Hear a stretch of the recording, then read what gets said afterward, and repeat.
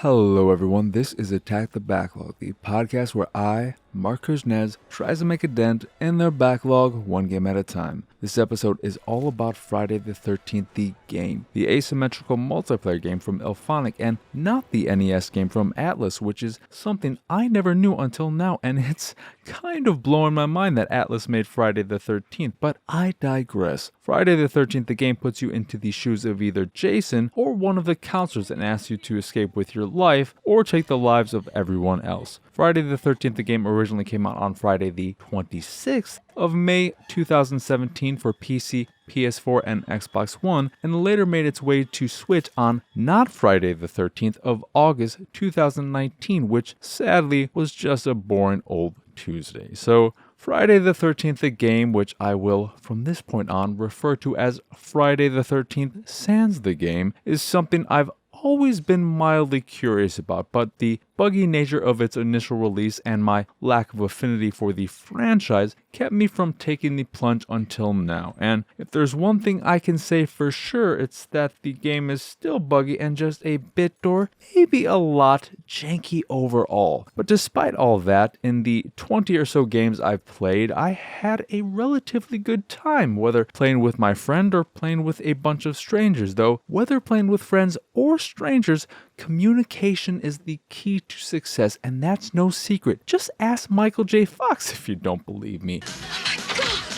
Oh my god! You have to work together if you want to win as a counselor. This is because in order to escape, multiple things need to be done, and while you can technically do everything by yourself, it would take significantly longer doing so, and Jason would probably kill you before you could manage to do everything. These ways of escape include fixing one of usually two cars or a boat in order to drive off into the not sunset, calling the cops because you actually trust the cops in Friday the 13th, or doing a bunch of hoo-ha so that you can actually kill Jason. I've never actually seen the latter happen, but I've heard tales of its success and imagine it's probably the most satisfying way to win. All that said, the easiest way to win is by having whoever is playing as Jason drop from the game, and sadly that happened to me during about a third of the games I've played, and that's the real bummer of Friday the 13th, since there is nothing to get around the potentiality of Jason dropping. If that happens, it's just game over, you win, here's your XP, start over from scratch. It takes the tension out of not only the game where he drops, but out of future games as well, because you quickly realize it's a possibility and not anywhere near as rare as it should be. But ignoring the very real issue that is people dropping when playing as Jason, the game itself has its own frustrations. For instance,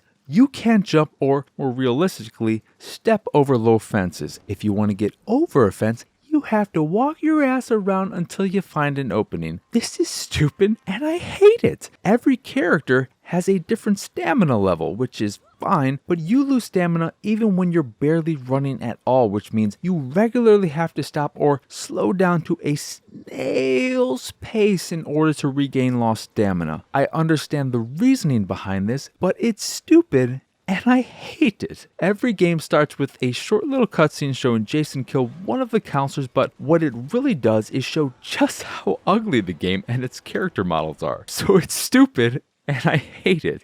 There's a lot about Friday the 13th I can call stupid and talk about hating, yet I still had fun playing it because what it gets right, it gets really right. When playing as a counselor, which I did for the first 20 or so games despite having Jason as my preference, I was always on edge, scared of what might happen, thanks in large part because of the audio and the way you hear the Friday the 13th music when Jason is near, or the way the picture distorts when he is very near. I am admittedly a baby and everyone knows that, but I regularly freaked out while playing Friday the 13th, and given that I imagine that's how the game wants me to feel, it's a success on that front. When playing as a counselor, I was scared. Scared because I knew Jason could show up at any moment without warning, and scared because I knew there was nothing stopping my fellow counselors from fixing one of the vehicles and leaving without me, something I know could happen because I did it to my fellow counselors on more than one occasion, though one of those times was a total accident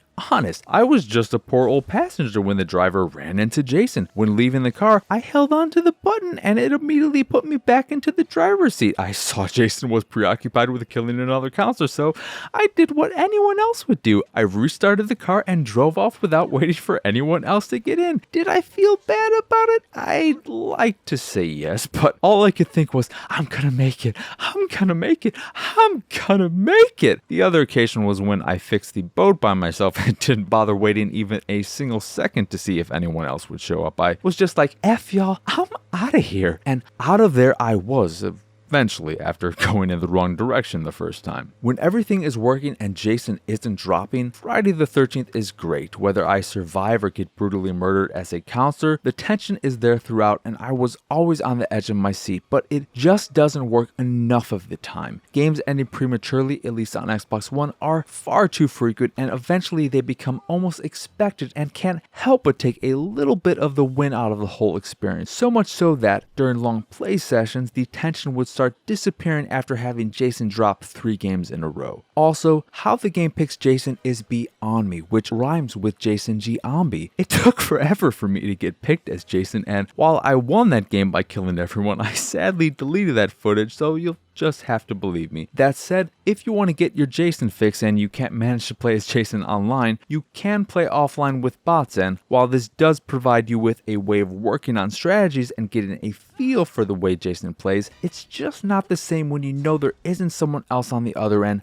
losing their mind. Did I have a good time playing Friday the 13th, the game? Yes, it has its issues, it's ugly, it's clunky, Jason regularly drops and sometimes teams up with counselors. There was one instance where Jason killed me while another counselor danced and ran around in circles right next to me as I was being murdered like a real asshole. Despite all these issues and more, it's still an overall good time and has enough of a user base that finding a match never took longer than a minute or two. Will I continue playing it after getting my fix as both counselor and Jason? Probably not, but I don't regret the hours I spent with the game, and in this day and age, that's saying something. Anyway, that will do it for this here episode of Attack the Backlog. Once again, I am Marc. Y'all can find me on Twitter and pretty much everywhere at PXSausage. The site is, of course, pixelatedsausage.com, where you can find this podcast, the Pixelated Sausage Podcast, and On Amazingly Baka, all of which are available on podcast services across the globe. You can also check out the art I make on the site, and if you see something you like, you can purchase a print of the piece you fancy. And if you fancy the site in general and anything that we do, please go over to patreon.com/PXS and support us